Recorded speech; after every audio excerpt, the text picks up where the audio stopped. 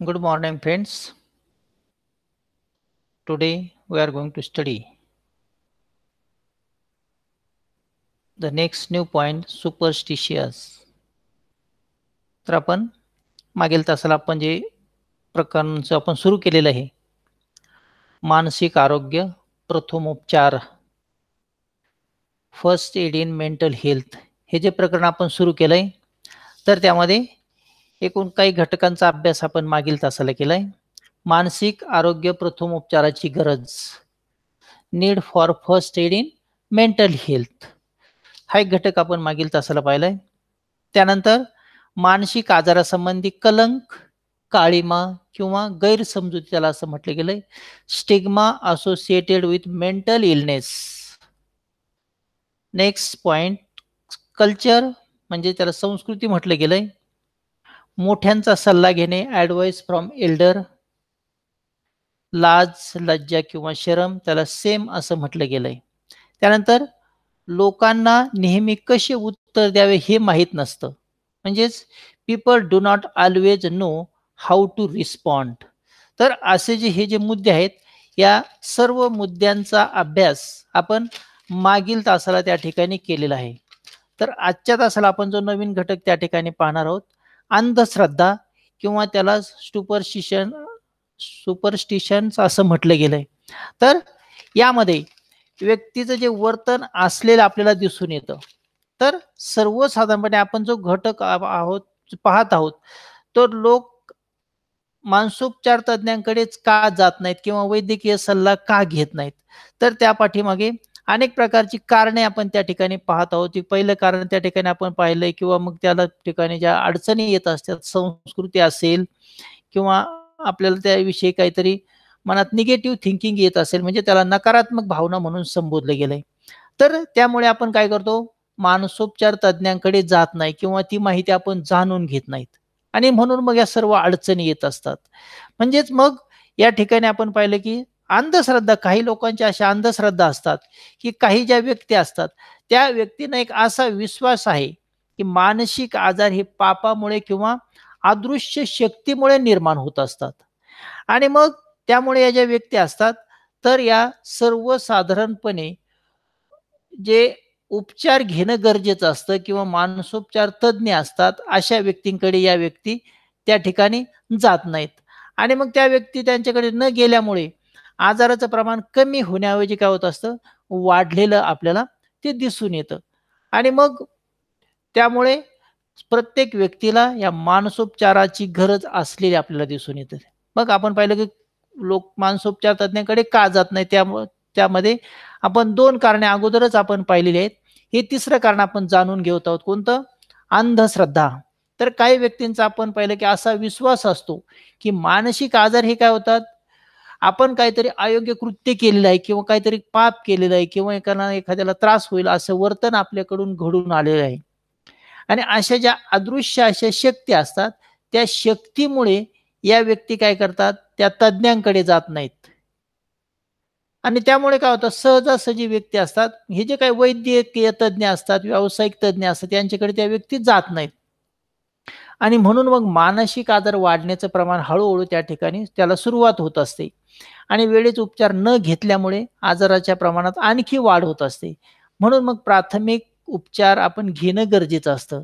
तर मग प्राथमिक आरोग्यातील प्रथमोपचार ही जी उपचारापेक्षा प्रतिबंब चांगला उपचारापेक्षा काय, प्रतिबंध चांगला असं म्हटलं गेलं, परंतु व्यक्ती त्या ठिकाणी ते टाळण्याचा प्रयत्न करतात. तर अशा अनेक आधारित यावर कल्पना असतात.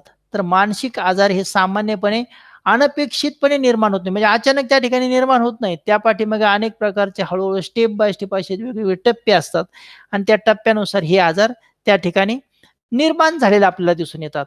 आणि मग बऱ्याच वेळा असे जे बदल असतात, ते बदल हळूहळू टप्प्याटप्प्याने होत असताना आपल्याला दिसून येतात. आणि मग हे जे बदल असतात, तर हे बदल व्यक्तीमध्ये जेव्हा घडून येतात, तर मग व्यक्तीला असं वाटतं की आपल्याकडून काहीतरी चुका होत आहेत, चुका घडत आहेत. आणि मग त्यामुळे काय करतात, त्यांच्या भावनामध्ये हे बदल झालेले आपल्याला दिसून येत असतात. तर अशा प्रकारे हा एक महत्त्वाचा मुद्दा त्या ठिकाणी सांगितला गेलाय. तर मग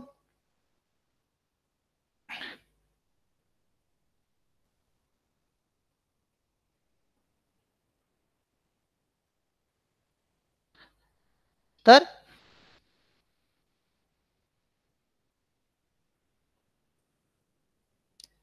तर हे जे छोटे बदल असतात, ते बदल व्यक्तीमध्ये आपण पाहिलं की हळू-हळू घडून येत असतात आणि त्यामुळे व्यक्ती मानसोपचार तज्ञाकडे जात नाहीत. याशिवाय काही जे विचार असतात, काही ज्या भावना असतात आणि त्या व्यक्तीच्या वर्तनामधून दिसून येत असतात आणि मग या सर्व घटकांमुळे, या प्रसंगामुळे व्यक्ती ज्या असतात, त्या व्यक्ती त्या घटकाकडे जात नाहीत आणि परिणामी त्याचा परिणाम व्यक्तीच्या वर्तनावर झालेला आपल्याला त्या ठिकाणी दिसून येत असतो. तर मग हा जो पहिला घटक आहे, तोच घटक आपण काय केलाय, या ठिकाणी जाणून घेतलेला आहे. तर यामध्ये मग ही जी माहिती आहे, तीच माहिती आपण काय करत आहोत, या ठिकाणी आता आपण पाहण्याचा प्रयत्न करत आहोत. तर त्यामध्ये जो पहिला मुद्दा आपण त्या ठिकाणी पाहिलाय, तर तोच पहिला मुद्दा सुपरस्टिशन्स. Individuals who believe that mental illness is caused due to sins or due to supernatural forces are less likely to go to a medical professional. ये जो पर्सन्स रहेंगे, ये पर्सन्स क्या आपने कुछ ऐसे गलती की, कुछ ऐसे मिस्टेक किए, अपना बिहेवियर अच्छे नहीं है, तो ऐसे अपने माइंड में आ सकते हैं और उसके कैसे इसके माइंड में कैसे सुपरस्टिशंस प्रोड्यूस हो गई और ये होने के बाद ये ट्रीटमेंट लेने के लिए काउंसलर्स रहेंगे, गाइडेंस करने वाले पर्सन्स रहेंगे, ये पर्सन्स के पास ये नहीं जा सकते और इसके पास नहीं जाते टाइम उसको क्या हो सकता है, ये मेंटल कंडीशंस का जो कंडीशंस रहेगी ये ज़्यादा इम्प्रूव हो सकती है और ये पूरे पर्सन्स कैसे डिस्टर्ब हो सकते हैं। इसलिए ये जो फर्स्ट पॉइंट रहेगा तो पर्सन्स इसके पास ये नहीं जा सकते। First aid in mental health is concept which is based on the idea of prevention is better than cure. Mental illness usually does not develop out of the blue. Means हे जे persons रहेंगे तो mental condition ऐसी disturb होने से पहले आपने कुछ treatment KIA तो treatment होने के बाद आप मेंटल डिस्टर्ब नहीं हो सकते, इसलिए ये माइंड में पर्सन्स का ऐसा फिक्स हो गया है, इसलिए ये ट्रीटमेंट लेने के लिए नहीं जा सकते और ट्रीटमेंट नहीं लेने के बाद step by step mental condition कैसे डिस्टर्ब हो सकती और डिस्टर्ब होने के बाद लास्ट मोमेंट में पूरा पर्सन ये डिस्टर्ब होने के बाद ये मेंटली डिसऑर्डर उसके अलग अलग जो टाइप्स के रहेंगे ये प्रोड्यूस हो सकते और टोटली ये पर्सन कैसे मेंटल हो सकते। इसलिए आपको क्या करने का है, स्टेप बाय स्टेप आपको इम्प्रूव होना चाहिए। तो ने often there are small or substantial changes where the individual feels like something is does not right. People around them might also notice a change in their thinking, feeling and behavior. तो जो persons रहेंगे तो एक persons उसका thinking अलग रहेगा, उसका feeling अलग हो सकता है और उसका बिहेवियर टोटली ये चेंज हो सकता है और ये चेंज होने के बाद पर्सन्स क्या कर सकते हैं, अपना बिहेवियर कर सकते हैं, लेकिन उसका जो मेंटली थोड़ा-सा डिस्टर्ब हो गया, उसको टाइम टू टाइम उसमें ट्रीटमेंट नहीं लिया, कुछ गाइडेंस, काउंसलिंग आपने नहीं किया, तो ये होने के बाद ये पर्सन कैसे डिस्टर्ब हो सकते हैं। तो ऐसे अलग-अलग प्रॉब्लम्स क्रिएट होता है। तो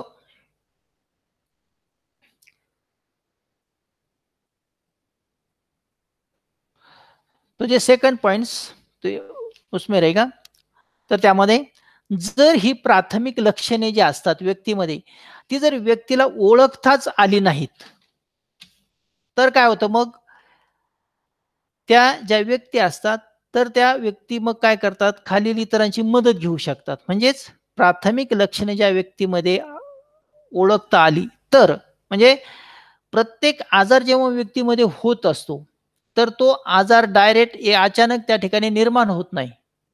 तर तो कसा टप्प्याटप्प्याने त्या ठिकाणी तो आजार निर्माण होत असतो. तर मग या प्रत्येक आजाराची अशी काही प्राथमिक लक्षणे असतात आणि ही प्राथमिक लक्षणे काय करतात, ती जर आपल्याला ओळखता आली, तर काय आपल्याला त्या आजाराचं निदान करणं सहज शक्य होत असतं.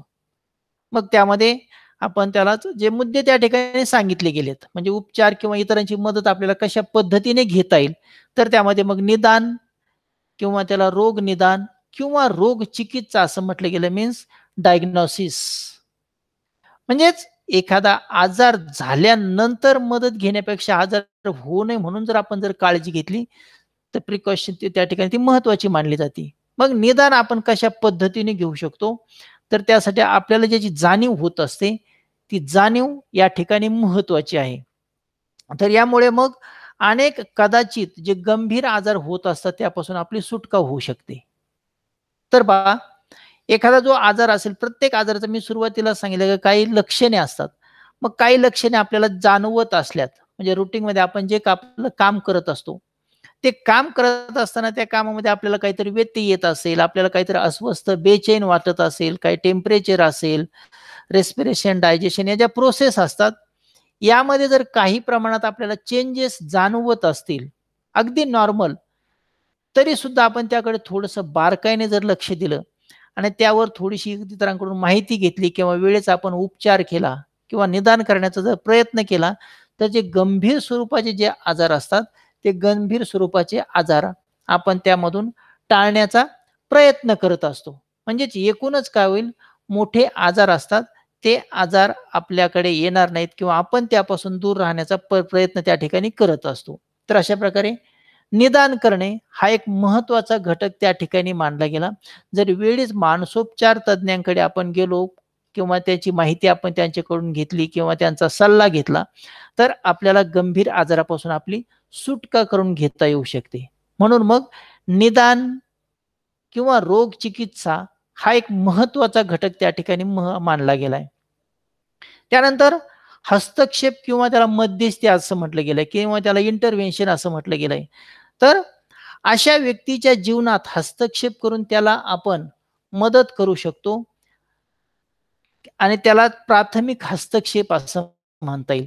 म्हणजे ज्यांना आजार होणार असेल किंवा अशी लक्षणे त्या ठिकाणी दिसून येत असतील, तर त्यांनी जर मग ते मदत केली किंवा दुसऱ्यांनी त्या ठिकाणी त्याला हस्तक्षेप करून त्याला काहीतरी मदत करण्याचा प्रयत्न केला, तर मग काय होईल, त्या व्यक्तीची आजारापासून सुटका होऊ शकते. त्याला हस्तक्षेप असं म्हटलं गेलंय. तर त्यानंतर त्या व्यक्ती काय होतात, मग आजार झालेला असेल तर त्यामध्ये सुधारणा होऊ शकते आणि व्यक्ती मूळ पदावर येऊ शकते. मूळ पदावर येणे म्हणजे काय? Relapse prevention. तर सुधारणेनंतरही ही व्यक्ती पुन्हा मूळ पदावर येऊ शकते आणि मग त्यामध्ये त्यांचं जे वर्तन असेल, राहणीमान असेल, तर योग्य पद्धतीने घडून येण्यास त्या ठिकाणी मदत होत असते. तर अशा प्रकारे रोगाचं निदान करणे, त्यानंतर त्या ठिकाणी हस्तक्षेप करणे आणि त्यानंतर व्यक्ती मूळ पदावर त्या ठिकाणी आलेल्या आपल्याला दिसून येत असतात. तर अशा प्रकारे हे जे घटक आहेत, तर या सर्व घटकांची माहिती आपल्याला टप्प्याटप्प्याने त्या ठिकाणी पाहता येते. If these early signs are recognized, it can help in the following ways. तो जो पर्सन्स रहेंगे उसमें जो प्रॉब्लम क्रिएट हो गए, तो फर्स्ट जो प्रॉब्लम फर्स्ट रहेगा क्या? Diagnosis. It might prevent a severe form of the illness from developing. तो जो पर्सन्स रहेंगे, तो कभी-कभी आपको जो नॉर्मल प्रॉब्लम क्रिएट हो सकती है, कुछ नॉर्मली थोड़ा-सा चेंजेस हो गए, टेम्परेचर, हेडेक, कुछ ऐसे डाइजेशन, रेस्पिरेशन, ये जो रूटीन जो प्रोसेस हो सकती है, उसमें थोड़ा-सा चेंजेस होने के बाद जल्दी से जल्द आपको क्या करना, ट्रीटमेंट किसी को आप सजेशन ले सकते हैं और जल्दी से जल्द आपने ट्रीटमेंट लिए, कुछ सजेशन, गाइडेंस, काउंसलिंग आपने लिया, तो ये जो नॉर्मल प्रॉब्लम क्रिएट हो गए, तो ये इसकी स्टेप बाय स्टेप ज़्यादा इम्प्रूवमेंट नहीं हो सकता। इसलिए ये जल्दी से जल्द आप क्या हो सकते हैं, ठीक हो सकते हैं। लेकिन आपने इसको फॉरगेटिंग किया, आपने ज़्यादा से ज़्यादा उसके ऊपर ध्यान नहीं दिया, तो ध्यान नहीं देने के बाद ये जो डिसीज़ रहेंगे, तो डिसीज़ कैसे ज़्यादा इम्प्रूव हो सकते हैं। और ज्यादा होने के बाद आपने तभी भी उसके ऊपर ध्यान नहीं दिया, तो एक लास्ट मोमेंट में क्या बहुत ऐसे सीरियस डिसीज प्रोड्यूस हो सकते हैं। तो सीरियस डिसीज होने के बाद आपको जल्दी से जल्दी ट्रीटमेंट आपको नहीं मिल सकती। इसलिए जल्दी से जल्दी आपको क्या करना है, डायग्नोसिस करना है, कौन सा भी जो प्रॉब्लम क्रिएट होने के बाद स्टार्टिंग में क्या करने का है, सेल्फ आप ये उसको थोड़ा सा भी ट्रीटमेंट ले सकते हैं, सेल्फ आप कुछ इंप्रूवमेंट कर सकते हैं। इंप्रूवमेंट करने के बाद आप सक्सेस नहीं हो गए तो किसी की थोड़ी सी हेल्प लेने का, नहीं तो जो डॉक्टर्स रह गए, फैमिली के कुछ मेंबर्स रह गए जिसको थोड़ा सा पता चल सकता है, तो ये पर्सन हेल्प लेने का, और हेल्प लेने का बाद ये प्रॉब्लम इजीली सॉल्व हो सकता है। नहीं तो पूरे अपने ये पॉइंट स्टेप बाय स्टेप ये चेंजेस हो सकता है, ये पूरे चेंजेस के ऊपर आपने 100% ध्यान नहीं दिया, तो ध्यान नहीं देने के बाद आप क्या हो सकता है, लास्ट मोमेंट में सीरियस कंडीशन आपकी हो सकती है, पूरा भी फिजिकली मेंटली आप डिस्टर्ब हो सकते हैं। इसलिए रेगुलरली आप अपना बॉडी का चेकअप करना चाहिए, और चेकअप में कुछ नेगेटिव पॉइंट रहेंगे तो उसको जल्दी से जल्दी आपको ट्रीटमेंट देना चाहिए।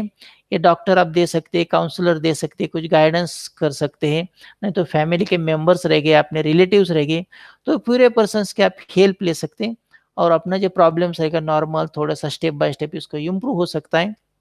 आपको क्या कर सकते हैं, हेल्प ले सकते हैं, और पूरे सीरियस जिस डिसीज रहेंगे इससे आप बचा सकते हैं। तो ये रहेगा फर्स्ट पॉइंट। सेकंड रहेगा इंटरव्हेन्शन, म्हणजे त्याला हस्तक्षेप किंवा मध्यस्थी असं म्हटलं गेलंय. It can help the individual get help. This is non as early intervention. ये जो पर्सन्स रहेंगे, तो पर्सन में जो प्रॉब्लम क्रिएट हो सकते, तो दूसरे पर्सन ने उसको कुछ हेल्प किया, गाइडेंस किया, सपोर्ट किया, कुछ सजेशन दिया, तो ये होने के बाद ये पर्सन्स कैसा नॉर्मली अभी ट्रीटमेंट आप ले सकते और फिजिकली मेंटली वो फिट हो सकता है, ये रहेगा इंटरवेंशन। लेकिन कोई पर्सन्स ने इंटरवेंशन नहीं किया, हस्तक्षेप नहीं किया, तो ये पर्सन्स को जो डिसीज रहेगी, जो आजार हो सकते हैं, बीमारी हो सकती है, ये बीमारी कैसे इम्प्रूव हो सकती है, और ज्यादा होने के बाद आप क्या हो सकते हैं, डिस्टर्ब हो सकती है। इसलिए आपको जल्दी से जल्दी क्या होना चाहिए, ये मेंटल ट्रीटमेंट आपको लेना चाहिए, और मेंटल हेल्थ इसलिए आपकी क्या रहेगी, अच्छी रहेगी। इसलिए हस्तक्षेप मीन्स इंटरवेंशन ये पॉइंट रहेगा।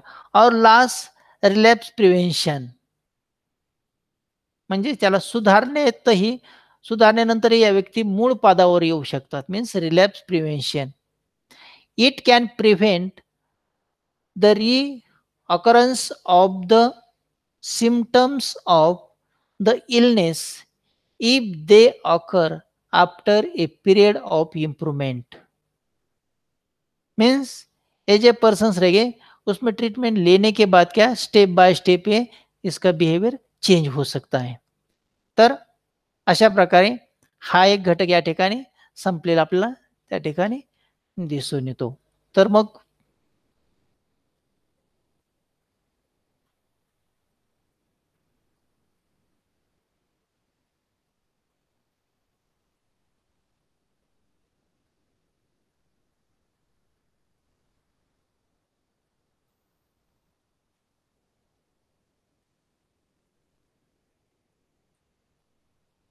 तर हा घटक आपण पाहिल्यानंतर आजच्या तासाला आपण या ठिकाणी थांबणार आहोत. राहिलेला जो पुढचा घटक असेल तो आपण पुढील तासाला आपण पाहणार आहोत.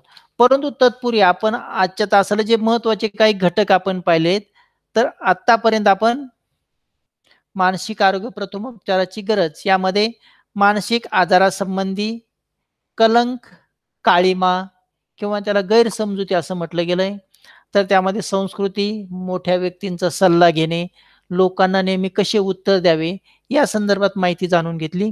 त्यानंतर अंधश्रद्धा मीन्स सुपरस्टिशन्स हा एक घटक आपण त्या ठिकाणी पाहिलाय.